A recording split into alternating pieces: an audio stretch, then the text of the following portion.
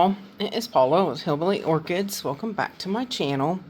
Hope everybody's having a fantastic week. It is the weekend time again, and we are back talking about Phal Friday.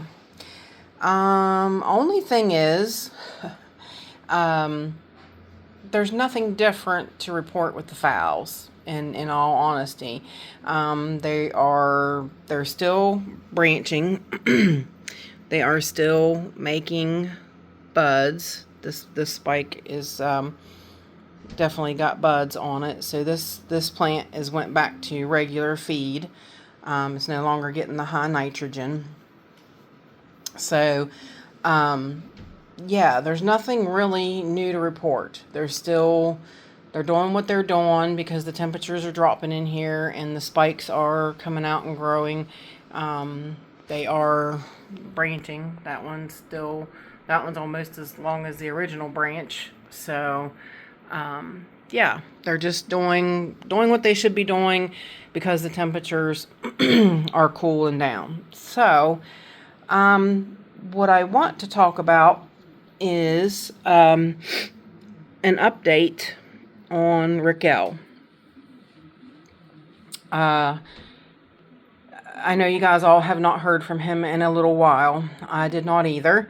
So I called him and talked to him for quite a little bit. And he gave me permission to talk to you guys and let you know what was going on. He's doing quite well. He really is. For everything that he's going through right now,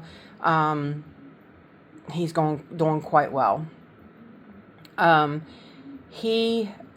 He had a very large tumor in his chest that he said they cut him from armpit clear across to open his chest. And he came through with flying colors. He said that the test did prove that the tumor was cancerous. They did the tests also to show that the margins were good, and the margins were all good. So, you know, he got all that done really well. He is taking a cancer treatment that is knocking him on his butt. He said, I'm not complaining because things could be a lot worse. You know how he is. I'm not complaining, I'm explaining. So I'm explaining for him, bless his heart. The cancer treatments is very severe and not many people can handle them. So far, he has made it through the fourth treatment, which most people have to stop at 3. So he has made it to the 4th treatment and is responding quite well to the treatments. He said that he's glad that, you know, but he's on number 4 of 17 treatments. So he said they're really terrible. They're really knocking him out. He said that he can tell as soon as he starts getting his energy back and feeling better, it's time for another treatment. And so it knocks him back on his butt again. And I feel so bad for him in that aspect because I can feel for him on that one. It's, you know, I don't know personally because I've never been through exactly what he's going through, but I've been through similar, and it's terrible. It's rough being so tired. But they told him that he could. He's responding so well that he could take a treatment off and you know, catch his energy. But like I told him, even though you're so tired, don't you want to get it done and get it over with, and then you can just go on to feeling better. You know what I mean? Like there won't be no more setbacks. You won't feel good and then have a setback. And he's like, yeah, that's exactly what I'm thinking. It's like, try to push through them. But he's like, I'm just so tired of being tired. And I get that too. I do. Bless his heart. Definitely keep the prayers up for him. He said that, you know, things are getting harder for him to take care of. which, you know, he said they might have to look into moving, which I hope they don't, but I understand that as well, you know, because he said that he explained it to me quite in a decent way of understanding. He said with Parkinson's, he said it's like carrying around a big boulder. And then he's like, you know, you don't know what exactly to do with that boulder, so you can do what you're there to do. He's like, you know, it's like, do you set it down? What do you do with it? You know, he's like, it's just like you have this big boulder that's an inconvenience everywhere you go and everything you do. And I'm like, oh, I get that. I do, because with my autoimmune stuff, I feel like I've got 2 concrete bricks on my feet that I'm having to carry around with me. So I understand. I really do. And I feel so bad for him. I really do. He's such a good person to have to go through all this. It's just really, really sad. But he definitely, you know, needs y'all's prayers, all your good vibes and everything. So keep it up, and, you know, tell him in the comments, you know, I'm sure he'll watch it, because I told him that I would put out a video, let y'all know, because he hasn't been out for a while. And I'm sure he'll take a minute and, you know, read them. He said he always does read. He just doesn't really answer, because it said it's really hard to type. He said it, you know, a regular little sentence for him to type is, you know, it takes him 15 minutes to type a sentence.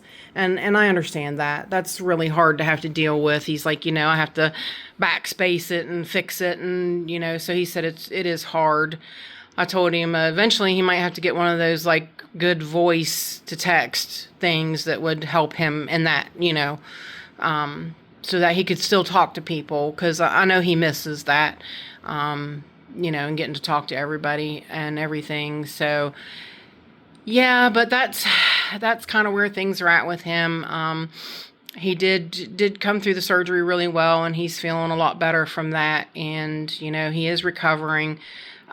He said he's still trying to hold on to his orchids, but he said if things don't start really looking up soon, he might not be able to continue it. So I really hope, that he gets through this with flying colors and puts it all behind him, and hopefully he'll get back to doing regular videos. He said there's just absolutely no way that he could hold a camera right now.